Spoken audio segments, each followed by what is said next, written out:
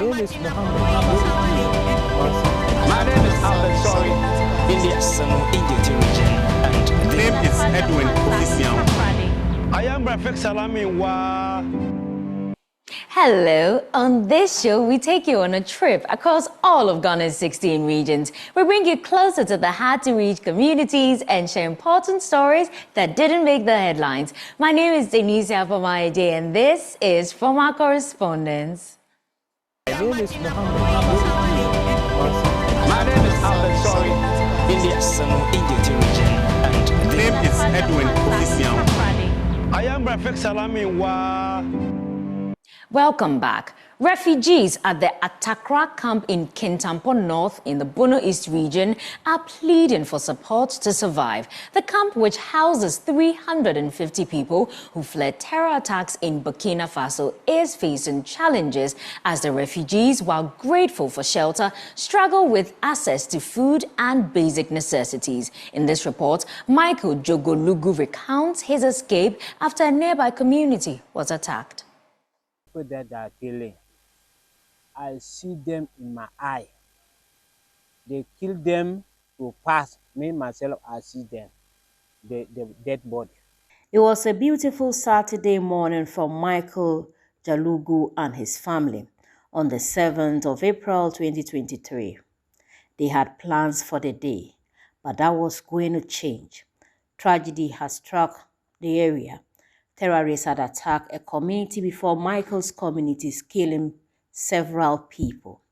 Michael and his family had to flee for their life. The thing happened to us. We are coming from Burkina because Burkina, we have dangerous things there because one group, they call them terrorists. Them also fire us there. If they came your place, they will kill all of them.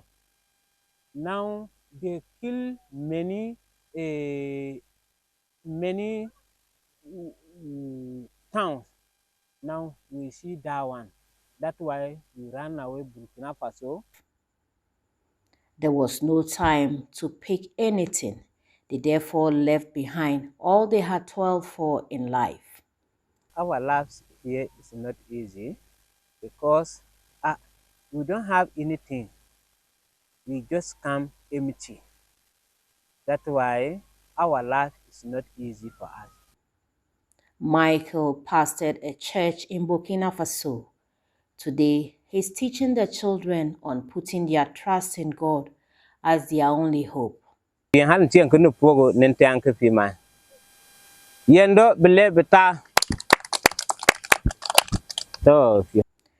Sanata is one of the women in the camp. She tells us the struggle they go through each day to make ends meet. Life is not easy in the camp. Food to eat, water to drink. When our children are sick, to get money to send them to hospital is a challenge because we don't have health insurance. For these children, riding over 5 kilometers each day for water has become a normal routine. Where we go to fetch the water is very far. Without the bicycle, you can't go. I go to fetch the water 3 times every day, and that is very tiring. Fortunately, the Rural Water and Development Program Ghana, an implementing partner of UNICEF, is drilling hand-up wells and toilet facility for the refugees. It's been several days of prospecting. They finally hit water. The team spent their Christmas helping the refugees. Dr. Nathaniel Adams Jr. is the CEO of RWDP. He said they dedicate the day's work to the memory of former U.S. President Jimmy Carter, who passed on for his humanitarian service to the world and Ghana. As a team, we understand emergency. We decided to forgo the Christmas. 25th, we were here, 26th. Fortunately, we've been able to find some access to water. That is okay. We will now work on it for them. And so we sacrifice the Christmas to provide life for the many children who are here and the women. Here at the Atakra Health Center, head of the facility, Evelyn Yerwia said most of the illnesses these refugees come with are malaria and diarrhea. The conditions they come here with is malaria, diarrhea, skin infection. And for this season, this dry season is not much, but rainy season that they come more with diarrhea. The facility is fortunate to benefit a borehole from the donors. Zong Wapo Susan tells us the challenges they had to go through working without water. There's no water here. The only season we get water is the rainy season that we get the rainwater to use. But after the rainy season, there's no water here. The UNICEF people came around and they are giving us some water here.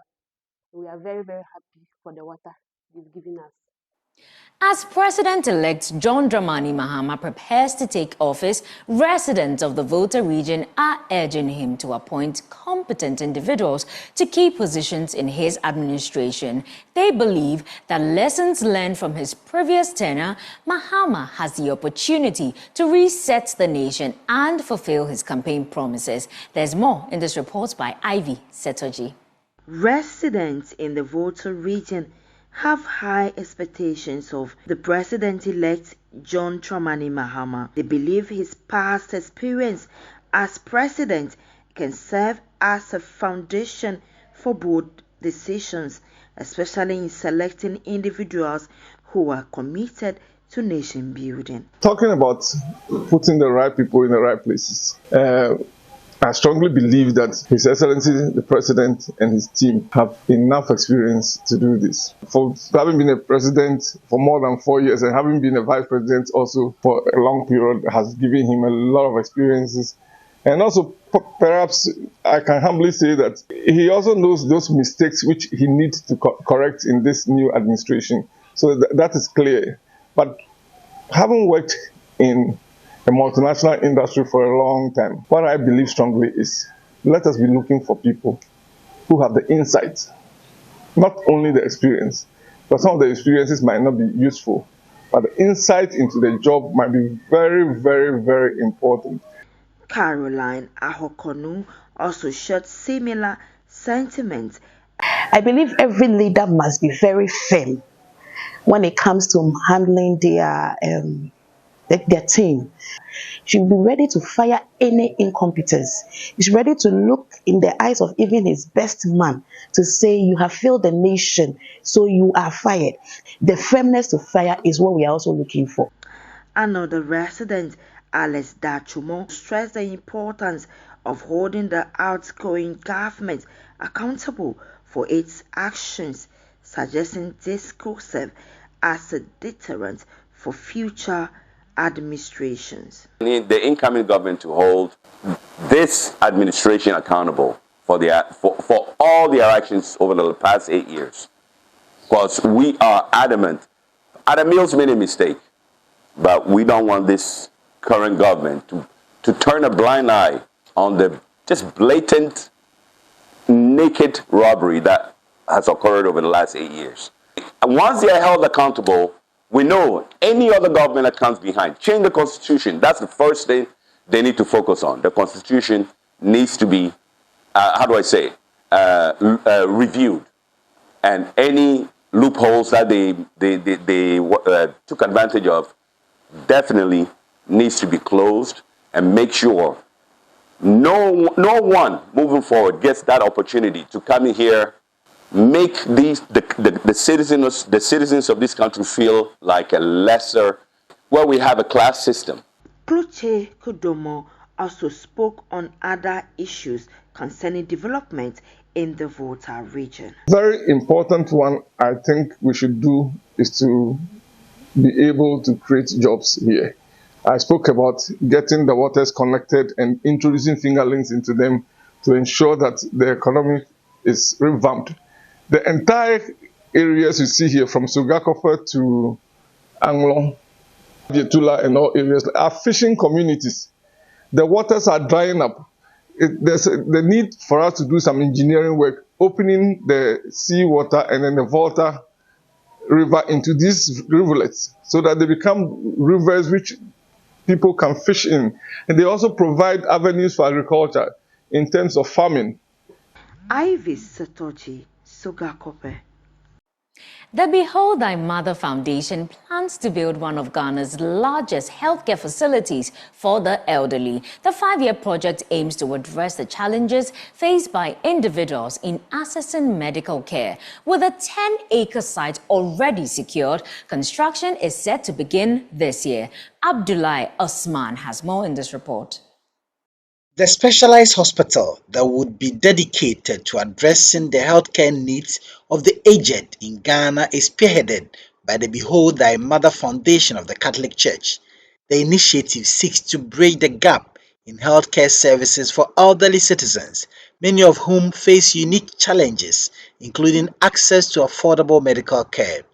While the hospital is under construction, the foundation, led by Reverend Father David Obin-Paintil, plans to extend interim support by providing financial assistance to the aged, helping to ease the burden of their medical expenses. Benjamin Oshebre is the director of the foundation. So if we are not going to be the first, then maybe we'll be among the first who will be establishing this facility. Through the effort of Reverend Father David Obin-Paintil, we have procured 100-acre land. That is for the project. So this 2025, we are going to embark on that infrastructural activity. We have a 5-year developmental project. So every year, then we move from one phase to another. So 2025, we are going to start the project. Now, before we even finish the establishment or the facility, we are also going to support the aged mothers in their healthcare needs, because most of them have to go to hospital, if not every month, every 2 months. So we are going to support them financially. We are going to assist them so that they can go to the hospital frequently.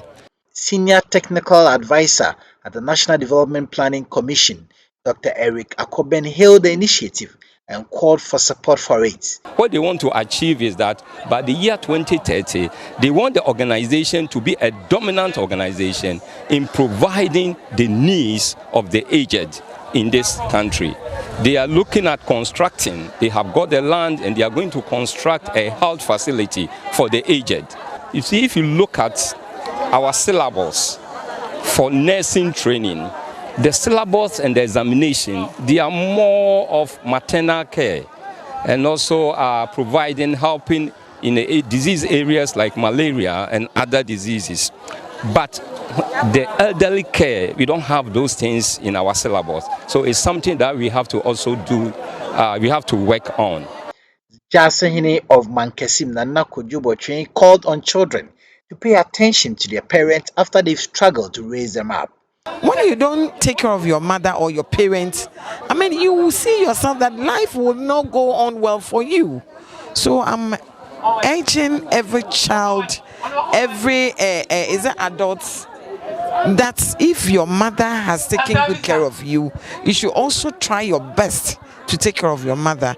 This year's Party for the Aged event assembled about 400 people from communities around Cape Coast. Abdullah Osman's report read to you.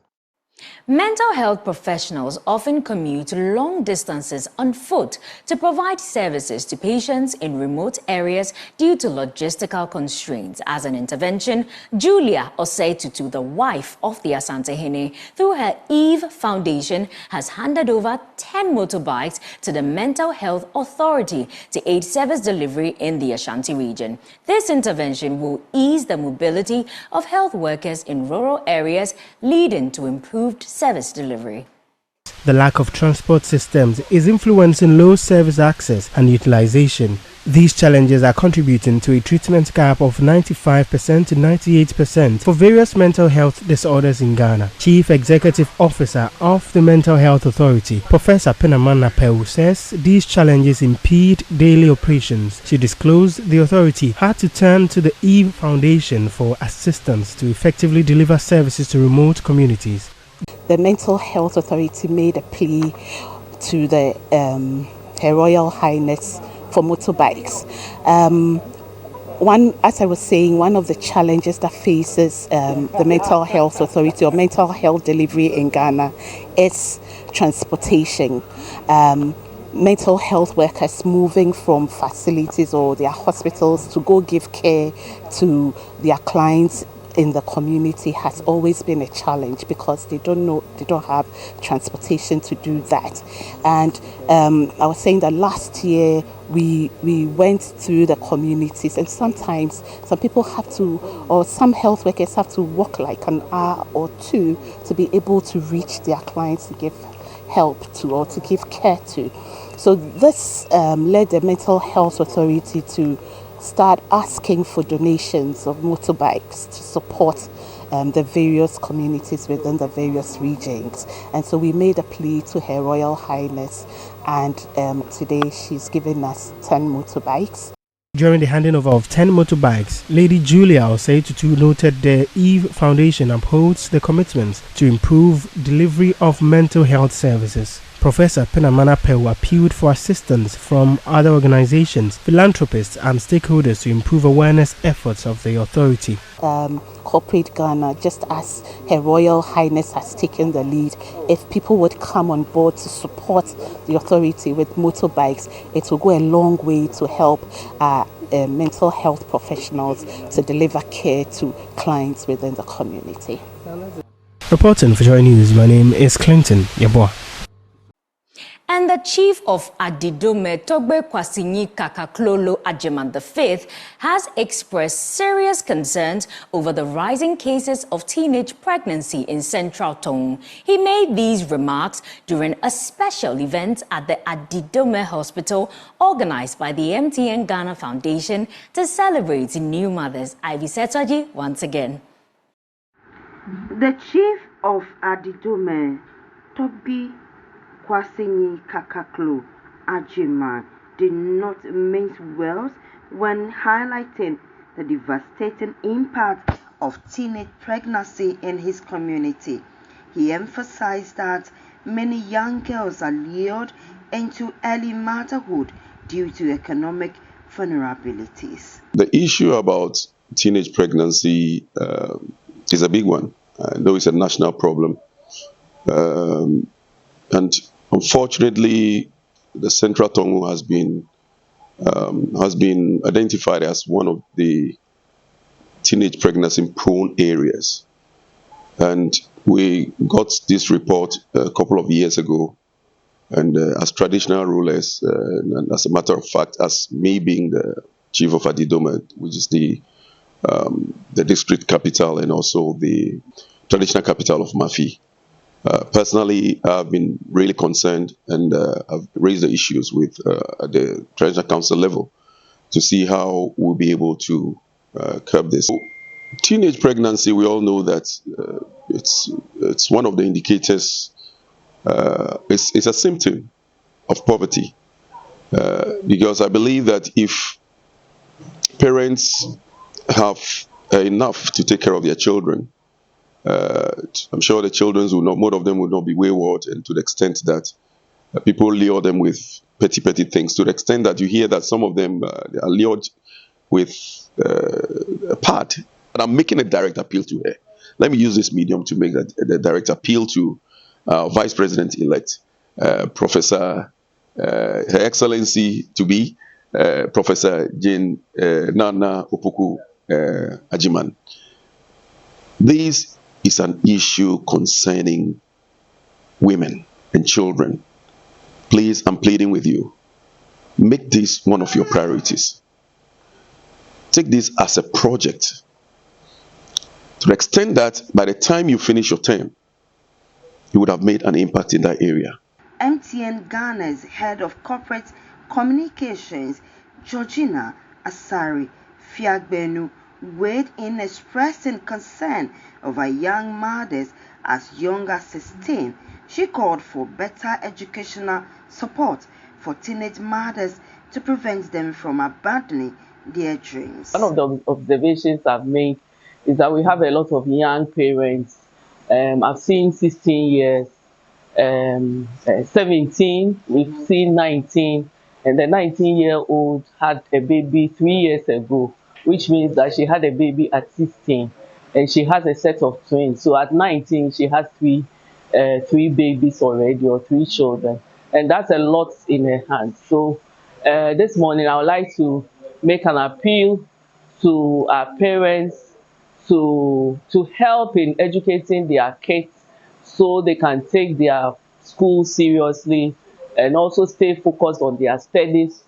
The labor in charge at the Adidome Hospital, Mata Gadese, expressed gratitude to MTN Foundation for their love. On behalf of the management of the hospital, the nursing administration, all midwives, we want to say a very big thank you to MTN Foundation for the honor done to us. We are very grateful.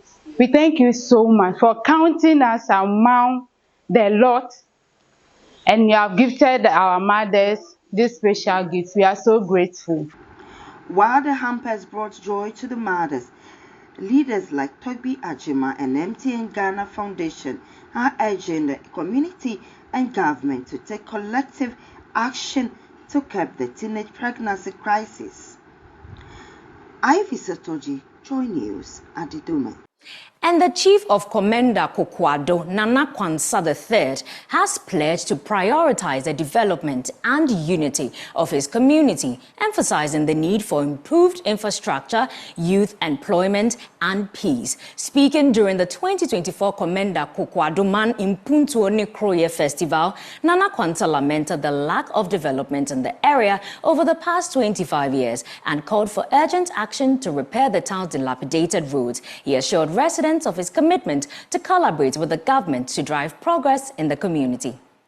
The festival, themed Promoting Peace, Togetherness and Development, sought to unite the people for a common cause, development. Chief of Commander Kokwado, Nana Kwansa III, assured he will spearhead the development of the area. Over 25 years, I created ho. Impenumfo wa hwada bedu sam pempensu ya. Nana Kwansa me today basa. Wode me aba. Na maaba na nibule so. Na maaba na nokro so. Na maaba no mpuntu so. Maaba na asomdwe so. Na masira ne se maaba mpa tumi a me de begya no menyini na maama ne bi. Maaje de oso esen ne de. Na me de ba ye adwuma ama mpuntu na kroye a oya kokwadoman ya na afesha ya tunidin mpuntu na ekroye afesha no ma ye ama wowie peye ama eman no wafa no ntomapa ofura aban ade ya sire fi aban wo se yenkroi wa da ho acher na eman penumfo na wahwe kro yi so abeduru mpempensi over 25 years enye easy. The owa man mi bia ya man mpenufo won sa n'nwuma yesre abana okọ oluko na de oleba se yehia mpuntu yehia edwuma wo Kokwado man. Leader of the Kokwado Citizen Association, ACP Abaka, revealed some of the struggles of the community and called for a greater support for the development of the place. No question me abaye tu yi same PPO same DCO za kwimizi na ayeneze no anara na ina ya som no it is all kwa ye the one kwa ye za ya kan de ya kan ye hinara ya srawo twene ina chiri na so man hina mo kan ina fo a ye mbom nka no krampa sabua obia ne hompo ye na ya abe ye be mo abodododo. Former Municipal Chief Executive for the Commander Edna Egwafo Brim, Zagun Ismail Said, who represented the Member of Parliament for KEA, underscored the need for the people to check off their political coloration and unite for development. Kokwado, level don't change. Na sanana pempunta na chede anya eman numumba no so ode tum Yeboah na numpuntu no obam. The community folk pledged their support to the leaders of the community as the community strives for development. Abdullah Osman's report read to you. The Nandom legislator Ambrose Dery believes his loss in the bid for a third consecutive term in Parliament was due to his reshuffle from Interior Minister to a Minister of State at the office of the President. Despite assurances from President Akufo-Addo, the move did not resonate well with his constituency, where he was seen as demoted and powerless.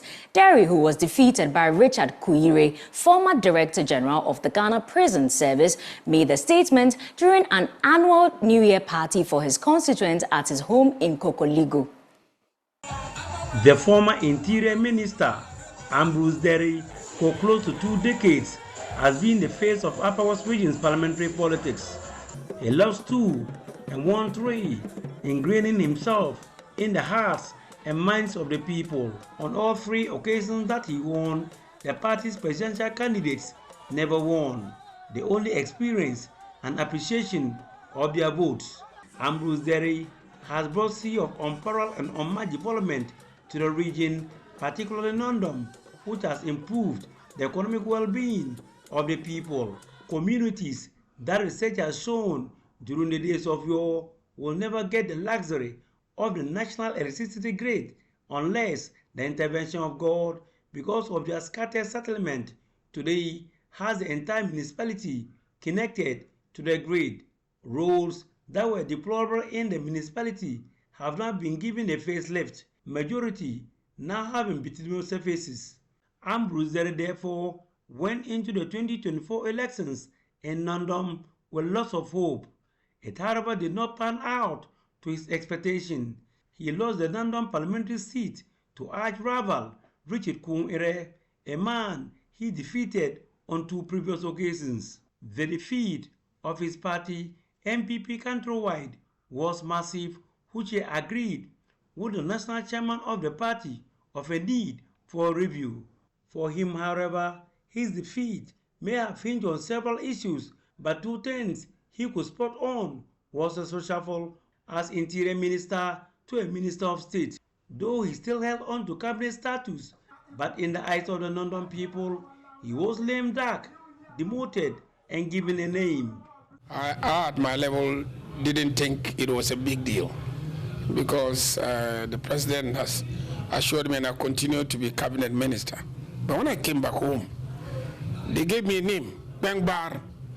That means that my power was finished. And their position was that they've known that the president and I have been very close and the president has shown his confidence in me.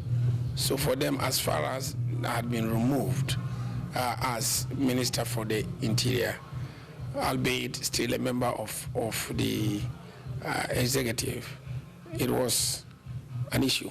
And yes, it was an issue for them. And that's where politics makes the difference, because it's their perception. Even if you think that being cabinet minister is, as far as they are concerned, Minister for the Interior and Minister of State were not the same thing. Next was the massive support the paramount chief of the Nandom traditional area, now Professor Edmund Delechiru VIII, allegedly lent to the NDC flag bearer John Mahama at a political rally the former attended. The chief was at a campaign rally of the NDC and made quite profound statements that are known to you. I mean, it then became like a jingle that was played all over the place by TV3 and the rest of them about the fact that he thought that John Mahama should be an experienced driver, tested, talking about issues of corruption and the rest of them. That was huge. I cannot consider a chief as an MPP chief, but he's called an MPP chief. But we do know his history, that he's been with the CPP and has been chairman of CPP before. But on this occasion, he openly campaigned at a rally. And I want to emphasize that. It's not that he was in his palace and the chief and the politicians came to visit him. He was at a political rally and did that. And therefore it was clear where his political stance are. I'm not complaining, but it's important to put things in context. What about dabbling in Islamic religious conflicts in Nandom? Has he fronted for any of the sides? And my position has been clear that I'm not a Muslim. And in fact, if you want to be brutal, I'm a Kafri. And I cannot determine who is imam of a place. I'm a Catholic. But even in my church, I don't determine the parish priest, and I don't determine the bishop. There are procedures by which these office holders are determined. So yes, people can have their own views and idiosyncrasies about things, but the fact remains that I have not influenced the appointment of any other person apart from the person I met, and is a person that I have left in office. The former Interior Minister says he has no regret serving the people of London and the region at large despite his defeat. I have no regrets for it. I'm happy that I did it. I wish that the politicians who have taken over will continue to do same and more. And no regrets at all. No regrets at all. Except being grateful to God for giving me the opportunity to do what I did, and glory is God's. Reporting for J News, Rafik Salam, Kokolibu.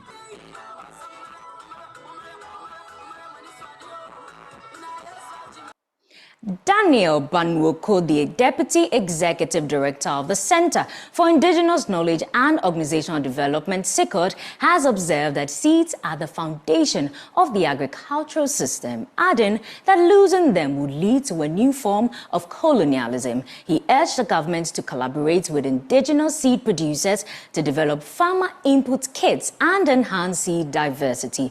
Daniel Banwoko made this observation at this year's Seed and Food Festival in Tanchara, located in the Laura municipality of the Upper West region. Joining us Upper West regional correspondent Rafik Salam reports. This year's Seed and Food Festival, held at Tanchara by the Center for Indigenous Knowledge and Organizational Development, CICOD, saw significant participation, especially from women who displayed a wide variety of 41 seeds that included millet, sorghum, pumpkins, bambara beans, okra, yams, sobolo, maize, granules, and moringa. A remarkable array of 25 to 49 local dishes prepared from these seeds also drew enthusiastic attention. Young participants, both male and female, were taken through the exhibition to learn about local food preparation and the nutritional value of indigenous dishes. Deputy Executive Director of CICOD, Daniel Banwoko, noted that the 2024 Seed and Food Festival focused on youth, encouraging them to learn from their parents. Today we are happy that you can see a wide range of youth, boys and girls, interacting with parents, basically to go through local seeds, understand what they are, their nutritional value, and how they can help us build resilience, and then also to look at the food that is actually produced from these seeds to enable us build nutritious and healthy societies. We are aware of generally the challenges that we have as a country with nutrition deficiencies, especially in the Upper West region. Daniel Banwoko observed that the seed is the foundation of the agriculture system, adding that losing it will result in another form of colonization. Seed forms the basic unit and foundation of our agriculture system. And once we lose it, we are completely lost as a society, and we will leave ourselves out to corporate capture and another form of colonization of the African continent. So we want to encourage our farmers and also encourage our governments to continue to work with local seed producers, develop farmer seed systems, and to improve the diversity of seeds that can end up improving the diversity of nutrients and food that end up on the table or on the shelves in the market. Ningpi Sota, a dietitian from the Babli Polyclinic, outlined the importance of indigenous foods and their role in promoting good health. The kind of food you eat will help you live longer or fall sick. The kind of food you eat will determine your health. And as it is, we have a produce on our table, we group them into 4-star diet, which is just the 4 main food groups. We have the staples, which are the cereals and the tubers that give us energy. We have the legumes that are plant-based protein that help us with digestion and metabolism and all those things. We also have fruit and vegetables that give us antibodies that boost our immune system. We also have the animal-based protein, which are eggs, fish, meat, and whatever. So it also helps give us blood and repair our tissues and for muscle growth. One young participant, Dere Agata from Koro, shared her experience with Joy News. I've learned that the olden days food are good to us. And then if you compare the olden days food and now the modern days food, they are not the same. Sometimes you take the modern days food, the next day maybe you'll be sick or you are going to hospital.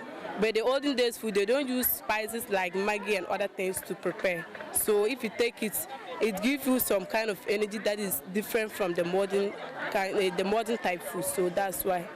Reporting for Joy News, Rafik Salam, Tanchara.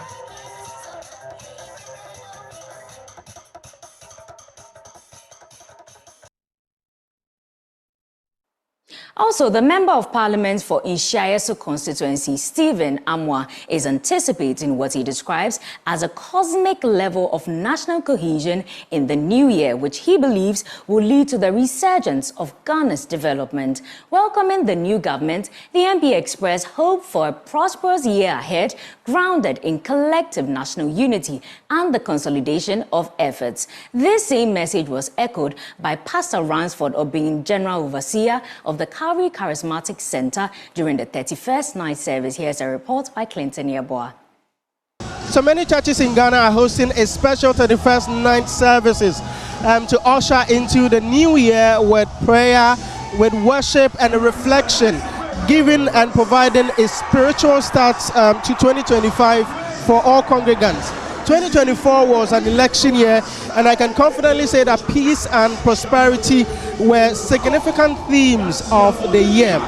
With the arrival of a new government, we engage these churches, we engage these spiritual leaders who lead congregations, their expectations from the government on how they can improve conditions of the nation. As part of our special coverage for the 31st night services, we joined Reverend Ransford Obeng, who is the head pastor and overseer of the Calvary Charismatic Center, to hear his message for the year 2025. Well, according to Reverend Ransford Obeng, he hopes that the incoming John Mahama administration will be supported in its effort to promote integrity. The new government coming, we Ghanaians should help him.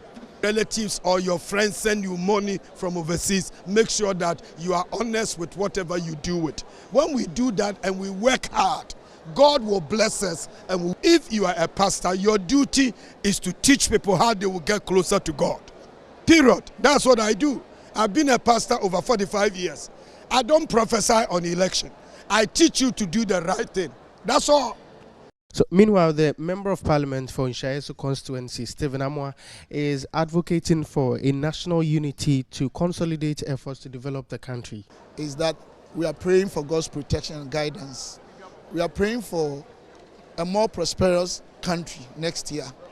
We are praying that the good Lord will take center stage of our country in everything that we do, that we can build a needed national cohesion. We can develop this country together. We can work as one people with one destiny and one focus. We can consolidate our efforts as citizens and contribute our quota as individuals. Some congregants also are hopeful of a blissful new year. We started in a great way, but the economic hardship and a lot of things happened. By 2025, we are hoping for the best, both business side, academic, our worship with God and everything. So for 2025, I have a lot of resolutions. Well, let me just put one out, because I can't put all my resolutions out, of course. So as a fitness enthusiast,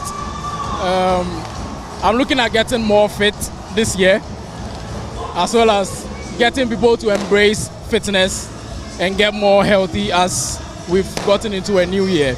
And also, I have a startup.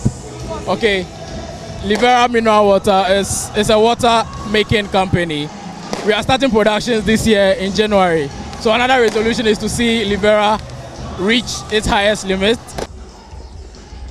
It was pretty much a great experience. All the fireworks, all the noise making, the best wishes and hopes for opportunities. Christian believers are courting the goodwill of God for 2025. And to you watching us, that is also my wish for you in 2025. For Joy News, my name is Clinton Yeboah. A justice of the Supreme Court of Ghana, Justice Emmanuel is urging Ghanaians to seek the face of God in whatever they do. Using his own life as a testimony, he noted that he couldn't have reached his current position without God's guidance. He shared that at one point he was handcuffed and trailed by the police to court, but by God's will, he was protected by the same police. Justice Yoni Kulendi offered this advice when he joined worshippers at the Regular Baptist Church to usher in the new year. Justice Emmanuel Yonikulendi may now not be familiar and popular among the Regular Baptist Church flock, but it was at the church that he was baptized and the foundation to knowing God, which molded and catapulted him to be a judge at the Apex Court of Ghana, the first from the Upper West region to achieve such a feat. Justice Yonikulendi wove a beautiful story intertwined with his personal life of more than 50 years, starting at the Sunday school and punctuated with tragedy. I was baptized in this church. Okay, I was led to the Lord in this church. I learned the core scriptures that are in my spine and in my subconscious. I learned in this Sunday school. Amen. Because for some of us, and for those of you who know me, my mother was bringing Pito down the road. I went to Bindakoglo Primary School, which is Tendamba Primary. Yeah. Bindakoglo Primary School. I went to Bindakoglo Primary School, ended up in Wa Secondary School, dropped out at Form 5 in deep trouble. Deep trouble. And the best thing that happened to me at that point in my life, when you think everything is falling apart, is that her husband, this lady's husband, and I know he's gone to be with the Lord and is in a better place. He visited me in Wa prison and brought me a Bible. So the Bible was my companion in that prison. And the rest of the story is different. He posited that without God, he wouldn't have been where he is now. So I've had policemen following me in handcuffs. A policeman followed me to protect. If it hadn't been for the Lord, if it hadn't been for the Lord, if it hadn't been for the Lord on my side, you tell me where I would have been. I know I would have been nowhere. I'd have been flushed down the drain and the swamp. I'd have been written off and forgotten. My life would have amounted to nothing. I believe God preserved me so that wherever I go, I can say, thank you, Lord. I can speak to the goodness, to the mercy, to the favor and the grace of God. The Supreme Court judge urged the congregants to give themselves to God in whatever they do, using himself as an example. So even as we go into 2025 and focus first and foremost to do the will of God, what will happen is that it shall, not it may, not it will, it shall. Shall in English language means it's mandatory, it's a must. There is no other. It shall be land of the living. It shall, if you hold on to Christ. It's unmistakable. You just cannot make a mistake. And I'm a living example of that narrative. But the better news is that it shall also be well with you in eternity. Reporting for Joy News, Rafik Salam. Wow. And that's the end of our show today. Make a date with us every Saturday at 5 p.m. here on the Joy News channel. If you miss it, you can always catch a repeat on Sundays at 12 noon. My name is Danecia Pomaa Agyei. Enjoy the rest of your day. My name is Alex in the Indian region. And the name is Edwin Official. I am Rafik Salami.